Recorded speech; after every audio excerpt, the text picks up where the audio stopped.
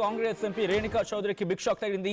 Renuka చౌదరిపై privilege నోటీసులు జారీ చేసింది కేంద్రం. ఇటీవల పార్లమెంట్ ఆవరణలోకి కుక్కను తీసుకొచ్చారు రేణుకా చౌదరి. ఈ సందర్భంగా ఎంపీలపై రేణుకా చౌదరి అనుచిత వ్యాఖ్యలు చేశారు. ఈ సందర్భంగా రేణుక చేసిన కమెంట్స్ పై దుమారం రేగింది. రేణుకా కమెంట్స్ పై బీజేపీ ఎంపీలు తీవ్రమైన అభ్యంతరాన్ని వ్యక్తం చేయడం జరిగింది. రేణుకా చౌదరిపై ప్రివిలేజ్ మోషన్ దాఖలు చేయడం జరిగింది. నోటీసులు ఇచ్చిన తర్వాత బాలగోస్వామి, బ్రిజ్లాల్ ఇన్ఫాక్ట్ నోటీసులు ఇవ్వడం జరిగింది. ప్రివిలేజ్ కమిటీకి పంపించారు రాజ్యసభ చైర్మన్. దానికి సంబంధించిన బ్రేకింగ్ న్యూస్ చూస్తున్నారు. కొద్దిసేపటి క్రితం ఈ అంశానికి సంబంధించి ఆ డెవలప్మెంట్ చోటు చేసుకుంది. అసలు ఏం జరిగిందని ఒకసారి మాట్లాడుకుంటే, డిసెంబర్ 1వ తారీఖున పార్లమెంట్ వింటర్ సెషన్స్ జరుగుతున్నాయి. ఆ క్రమంలో the very first day Renuka Chowdhury ఎంపీగా ఉన్నారు, రాజ్యసభ మెంబర్గా ఉన్నారు. ఆమె ఏం చేశారంటే ఒక సునకంతో పార్లమెంట్కి వచ్చారు.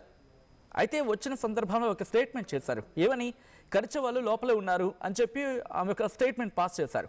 దాంతో ఒక్కసారిగా దుమారం రేగింది. రాహుల్ గాంధీ కూడా ఈ వాదంలోకి ఆయన ఇన్ఫాక్ట్ దీని గురించి మాట్లాడుతున్న క్రమంలో ఒక మాట అన్నారు. ఏమని, పాపం మాకొక్క ఏం చేసింది అంటూ ఆయన చెప్పుకొచ్చారు.